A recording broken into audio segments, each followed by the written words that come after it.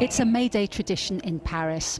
Despite the rain, trades unions bring their banners and their balloons onto the streets. They're protesting against government plans to cut $70 billion in public spending, including some pensions and welfare benefits. French workers are fiercely protective of their rights. After all, they've fought for years to secure them.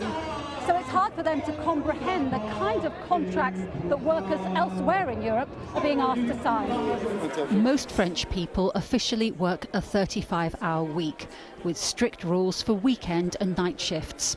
They're shocked at the idea of a 0 hours contract. It's modern slavery. It's a scandal. It stops people from planning their lives. For me, it's not a contract. It's an aggression against the worker. That's not a contract. Yet in the UK, 1.4 million people are now working under contracts that do not guarantee a minimum number of hours. These contracts are increasingly common in restaurants, hotels and shops. The government is under pressure to address this growing trend.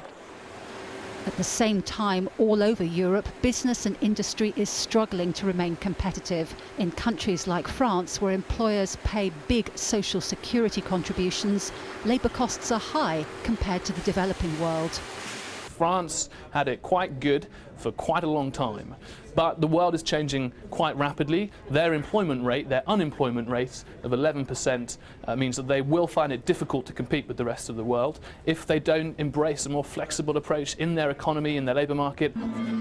Public sector workers in Greece have already tightened their belts. They've had to accept job cuts and pay cuts. Governments across Europe say creating jobs is a priority, and one way to do that is to make it easier for companies to hire and fire people. But unions say that robs workers of their rights and puts them at the mercy of employers. Jacky Rowland, Al Jazeera, Paris.